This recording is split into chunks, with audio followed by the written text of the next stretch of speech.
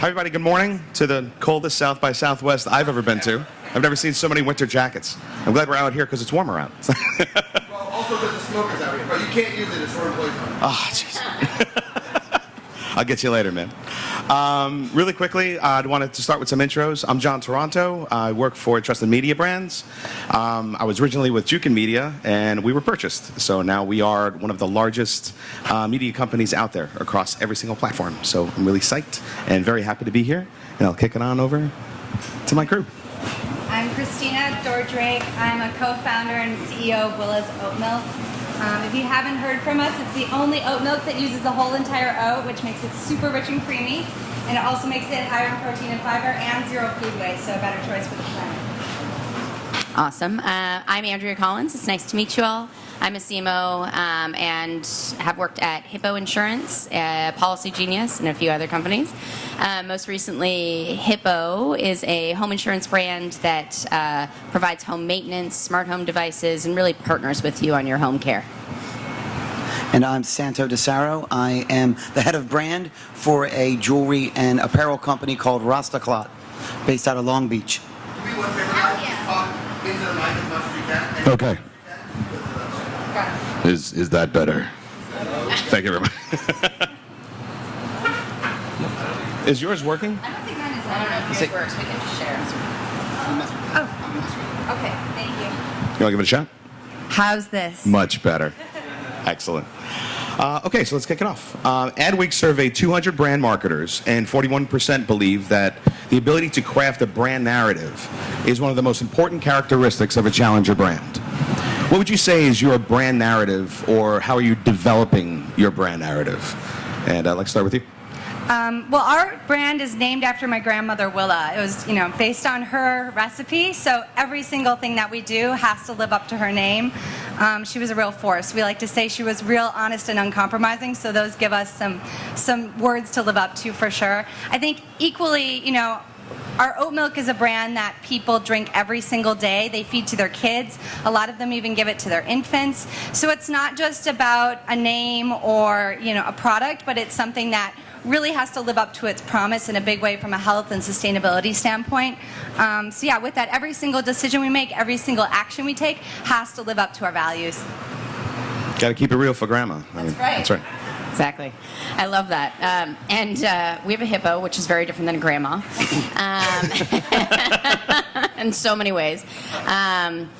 In the early days, we learned that hippos kill more people in South Africa than any other animal, which is not great tying to home insurance, but lesson learned. But nonetheless, I think one of the most important things in developing a brand narrative is laddering back to a vision, and a lot of companies really like to skip over that. Yeah. And we've been very uncompromising about our focus on customer and customer experience at Hippo, and I think that's so easy for a lot of companies to say, but walking the walk and talking the talk are two very different things. And so we developed by starting with a vision, mission. You actually hit on some brand values, which I love, but that has to be a big part of the narrative. You can't have brand working in a silo, developing its narrative, and then the rest of the company comes along for the ride. And for us, I'm of the benefit that I've joined a company that has been around for almost a decade, where the founder created the company based off of a purpose. And 10 years ago, that wasn't really the way you led the idea of a brand, but he started his company strictly he started using his shoelaces to make bracelets, and his buddies liked them. And he never looked back. And he was a gentleman from Kenya who was then brought to Orange County as a young boy. And so to find his way is a whole other story. But his goal from day one, and it was tagged onto the first bracelet he made, is seek the positive. And that's on all of our messaging. And the challenge for us now is, as we are now, we can hold true to that because it's been in from day one. But then there's this influx of companies that have a division dedicated to causes and or purpose, and it serves a function. Ours is to figure out how we do that without kind of bastardizing the intent. Yeah, have that de-siloed. Yeah, not it's have really that be like a separate part. And that typically happens with some challenger brands that grow into larger companies, and that mission gets kind of blurred. right? And not everybody talks to each other as well as they probably do right now, right? To that point, consumers tend to be drawn to brands that, have a stance on important issues, right? Could you define your purpose-driven marketing strategies and how you are currently bringing it to life? Sure.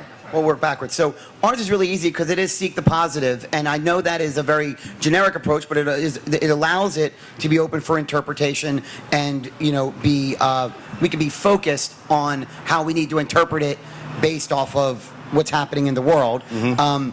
We've always been hyper local when it comes to, our founder, Daniel Cassidy, from day one has always given 1% of everything the company's made back into charitable initiatives.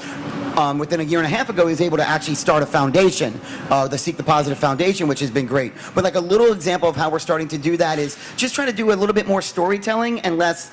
Of course, there will be a donation and support, and everywhere we go, we have a presence at. We don't just write a check, but just a little bit more storytelling in how we do that is helping. It just helps with it expands our authenticity and allows us to kind of really refocus on what we're trying to accomplish. But a quick hit was at the Super Bowl, we partnered with the running back of the Rams, Sony Michel, and he was kind enough to give us, before the game, his game-worn shoelaces. And going back to what I said about Daniel starting the company with his shoelaces. So Sony won the Super Bowl.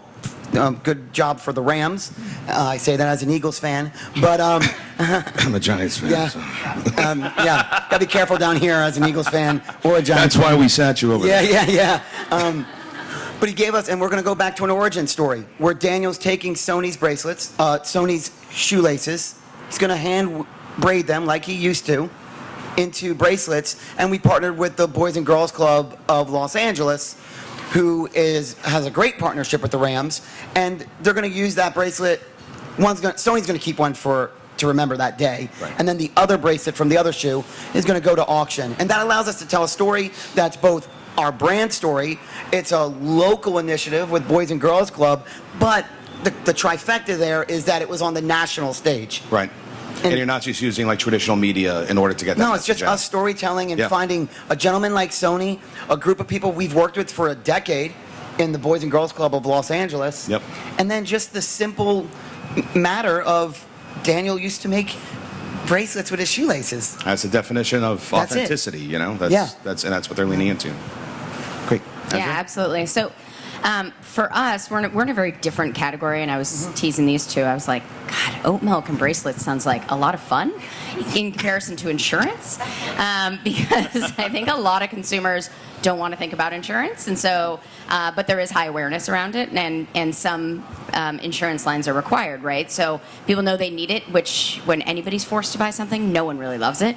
So a lot of what we do to showcase that we're talking the talk and walking the walk really is, again, down to the local category, just as Santo said. So everybody in their communities wants to think about their homes differently and wants to think about their communities as unique, which they are. And so we lean in pretty heavily into local marketing and multi-channel marketing. Akin to storytelling, we like to showcase the layers of how we're doing what we do. How home maintenance makes a difference seasonally, how if you actually care for your home like you care for your car, it's actually going to build a better home for you and your family. So a lot of that has to come through local multi-channel so that we're hitting people at different levels. It can't just be a straight paid campaign, for example. Right. For us, I think right now climate change has gone from being kind of theoretical to just very much in our faces with fires and just everything that's going on. And as a result, we really use every opportunity, whether it's sharing a recipe or a brand partnership, to help educate around it. Not just saying, oh, we're doing less bad. We're a not as bad alternative, but actively doing good, actively demonstrating that we're making a positive impact. Most plant-based milks involve a lot of food waste, and it's not good for society, but it also is a leading cause of methane and greenhouse gas emissions, which I think a lot of people don't really realize. So just talking about food waste, talking about composting, is a way for us to help people understand how we can all take small steps to make a bigger impact collectively. Equally, we do a ton of really cool brand partnerships. We'll find brands that have really aligned values. We wanted to make a chocolate oat milk that was a healthier one. Chocolate milk kind of represents the worst aspects of our food systems in many way. It's like the sugariest, it's the most fake ingredients. There's a whole bunch of issues with the chocolate trade.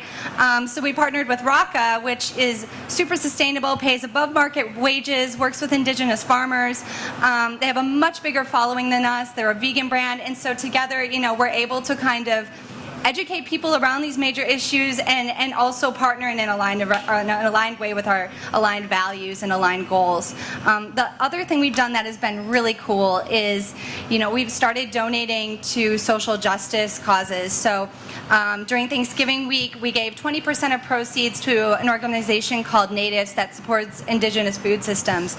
And it wasn't in a performative way, but a way that sort of raised awareness of the organization, raised awareness of the issues that they're fighting against, and then equally, we got some really great goodwill out of it.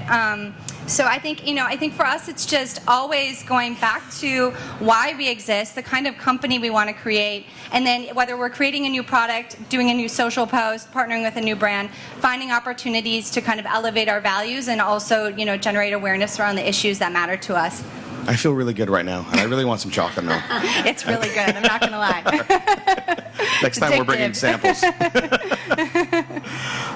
To switch gears to a bit more tactical, what channels or platforms are you leveraging more in this past year, with the past 2 years now with the pandemic? And how is that affecting your KPIs? As far as like switching up platforms, if you are or if you're not, or different channels. And then as a follow-up to that, if you want to answer it, or we could come back to it, which one of these platforms or channels are working best for your D2C efforts? So when we were getting ready to launch, we thought we were going to be launching in WeWorks and offices and co-working spaces in March of 2020.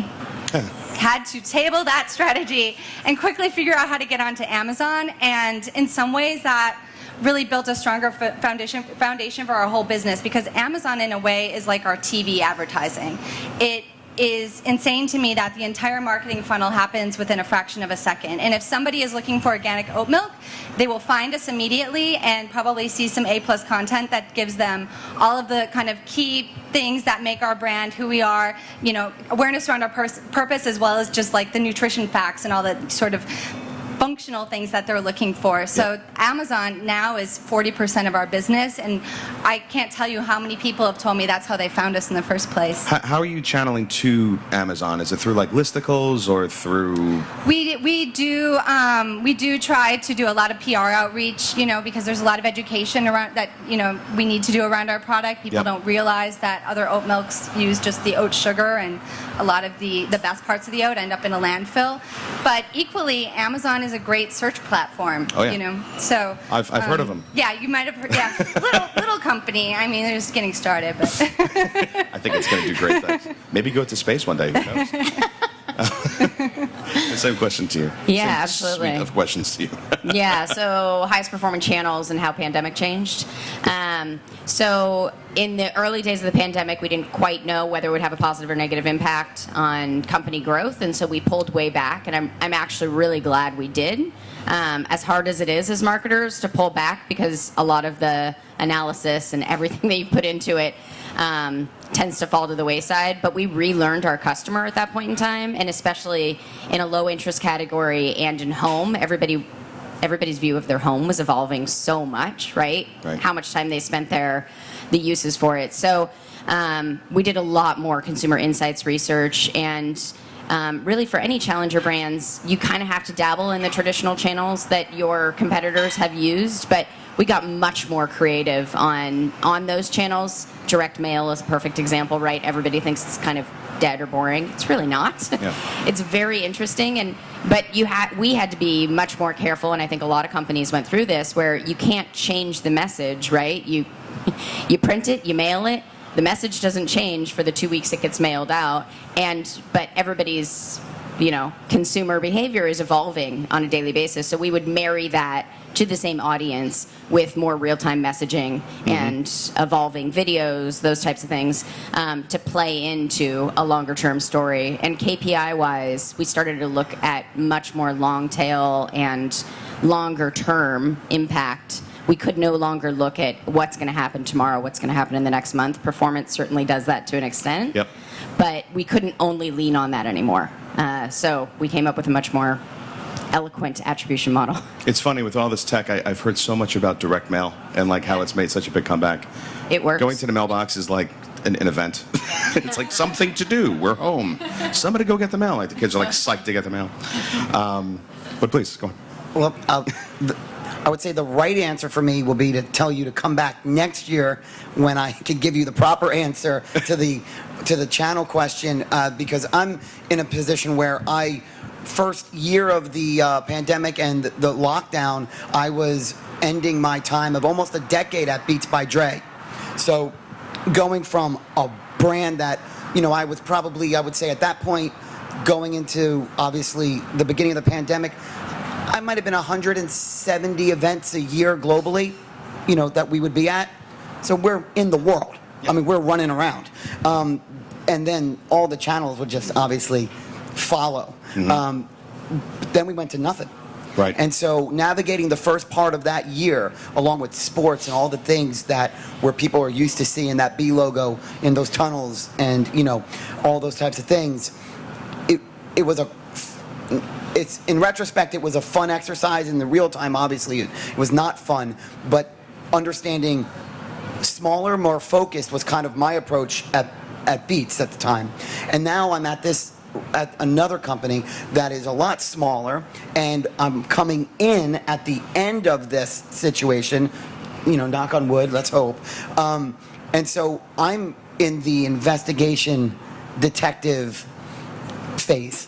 Right. Of understanding where are we, what habits need to break that everyone just did because that's what we used to do, and where are people paying attention. So it's a delicate balance for me. I had the luxury of at Beats being able to ride 85% gut, 15% fact, or data, or whatever you want to call it, and I don't have that luxury anymore, nor do I think anyone does, because everything has changed so much in the last 2 years, and you've got consumer segments that have grown out of their previous one, and you haven't spoken to them since they were in another kind of, you've got 2 years of kids that were not even driving are now freshmen in college. It's a very different group of people, yep. And we skew younger. As did Beats. Rastaclat does as well. And so it's balancing right now the platforms that traditionally have worked well with figuring out that entree into what has never worked before but probably will, whether it's a TikTok or direct mail. Now I'm like, as you're talking, I'm like thinking of a postcard in my head. No, just come to Trusted Media Brands. I'll take care of it. But that's where I'm at. So maybe next year I'll have an answer. Or I won't have a job. I don't know. I think we'll see. Listen, keep following your gut. It's been working. Me too. I've had queso like every single day this week. When you're test and learn from the NFL with a much larger brand into a much more mid-market brand, that's pretty incredible that you were able to kind of change gears but still use that same platform. The funny thing, and you were talking about this being like different, but one of the things that I think is a really fun puzzle, it's one that I've always gravitated toward, is like a product that is not considered purchase. I know it seems like a long time ago, 10 years ago, 12, well, longer, call it 2011, your headphones came with your phone. With your device. And you wore them. Or you got them on the plane and you kept them. It's really what headphones were. And the job was make it a considered purchase. Health insurance, home insurance, these are things that they're not necessarily, they're investigated and they're price conscious. Same with an oat milk. Like if I have a choice now, I'm going to your company. I know more about it. Right. And making a product a considered purchase is a really fun exercise. And that's kind of where I start on every decision. Like, what was going to make someone want to have this over something else? Yeah, and I think that the creative feeds into that, and like the way that you change your creative strategy, especially in the world that we're in right now. It'd be good to know, and Andrea, we can start with you on this. Like, how has your creative approach changed or have been enhanced? Yeah, I've got one fun story anecdote. In the beginning of the pandemic, we had some hardworking creative. We had a couple of TV ads up and running that were supporting most of our brand at the time, most of our brand awareness campaigns at the time. And immediately when the pandemic hit, they just didn't sound right anymore for a variety of different reasons. And we, as I mentioned, we cut back a lot of our marketing, including our budgets, of course. So I reached out to our production company and I said, how about I just film something in my house? Yeah. And then you guys help me weave this together back into the story that we've been telling, but more importantly, into how this pandemic is evolving. And so he sent me an iPhone and a really great little mic. And then I had him, the director, and on another iPhone and a producer on the other iPhone. And we spent a day shooting in my house. My son ran in and out of the shots a couple times. It's still on YouTube. It's pretty funny. But that creative 10x'd everything else we were doing at the time. And I think it's about being nimble and agile, and that's the fun of being in a challenger brand, right? You can kind of test things out. But more importantly, it's understanding your customer. Like, what are they going through? What do they want to hear? And what's it going to make them feel? And again, we can play into that a lot more as challenger brands. And that, again, goes back into authenticity, and that real, and that raw, and that overly polished. Yeah, and precisely. We felt that the same at Trusted Media Brands and /Juke, and we've had a lot of people leaning into, like, UGC, the way that they had never before. And you saw it in TV commercials, and you saw it in content, and like how that content grew. Even like comparing like an Instagram to a TikTok. Like, TikTok is a lot more raw. It's like not quite as set up as like the 15 different pictures and 5 filters that folks use for Instagram. So that's a whole nother panel that we won't get into. I have to ask this question. Do we still have a minute? We're doing okay? We're doing okay. You guys have heard of Web 3? Okay. Yes, it's a topic we've heard about. How will Web3 and the metaverse either help or hurt or be neutral right now for challenger brands? Is that even a place that we're thinking of playing? Are we waiting? I don't want to lead too much. I'm going to let you guys answer. I'll start because I'll be brief on this one. I think that it plays into a 10-year plan. I think it's going to be our reality in several years, let's say 8 to 10 years.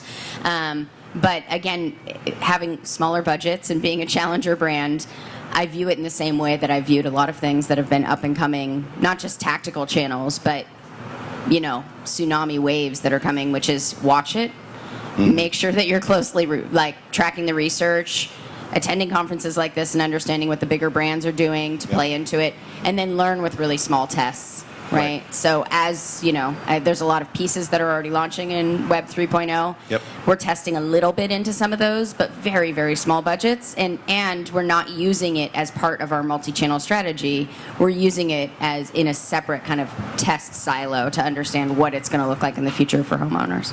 Great.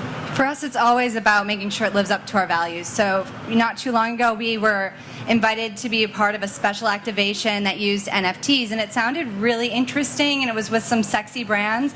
But at the end of the day, NFTs do not align with our values. They're not sustainable. They're not great for the planet. So we had to say no. And I think, yeah, the key is always just making sure that your actions live up to the words that you're saying, and equally not chasing a shiny object for object's sake. You know, doing small tests, but making sure that they're, you know, actually living up to what you want to do and getting you to your goals. Great. And I kind of skipped over the content.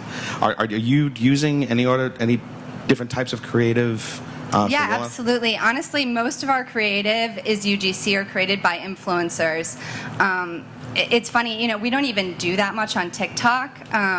We're doing more all the time, but TikTok has become the biggest traffic driver to our website just by sending samples out to influencers. You know, it's like you might send it to 10 different influencers, and one will have a video that find some virality in it. So it's all about just kind of capitalizing on the fact that, you just need to kind of create a lot of quantity and just assume that some of it's not going to go anywhere and some of it's going to get traction. Yep. I'll do a cop out and say, come back next year and maybe I have an NFT plan.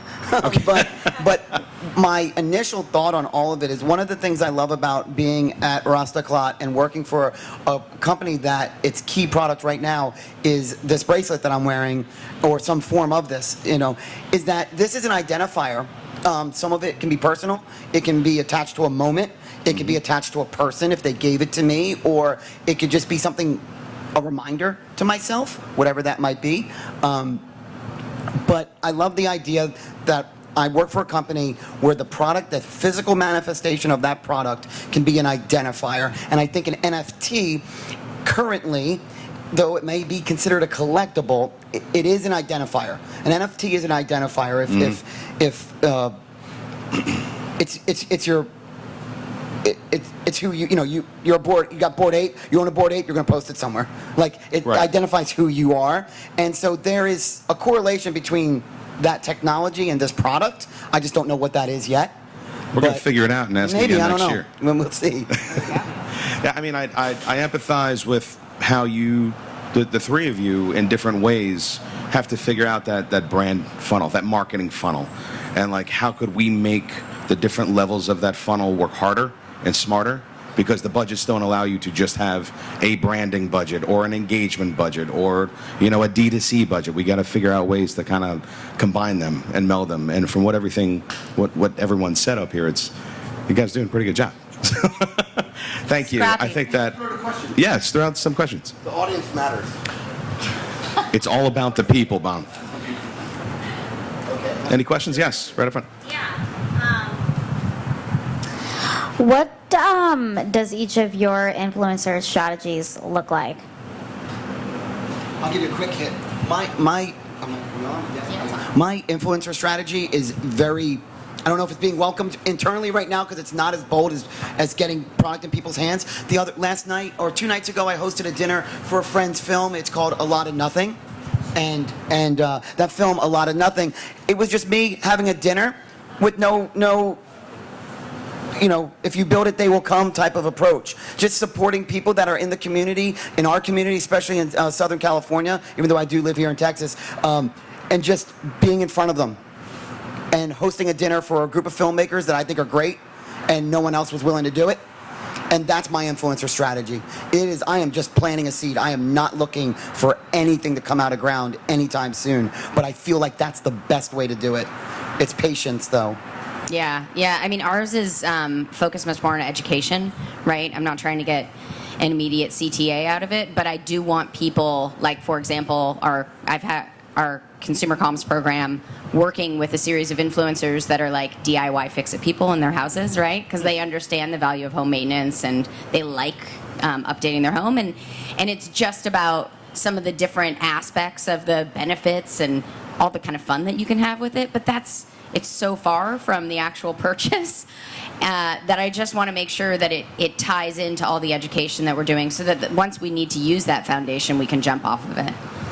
We go after a lot of different types of influencers. Some are really niche. So, for instance, low FODMAP is kind of a dietary lifestyle for people who have gut health issues. Oats are great for people who are dealing with issues with their gut health. So we'll reach out to lots of low FODMAP influencers who are really niche, but they make amazing recipes and they're serving kind of an audience that is looking for something very specific. On the other end of that, around the Olympics, we sent out a bunch of products to Olympians who are vegan or dairy-free. People that just authentically would become fans of the brand.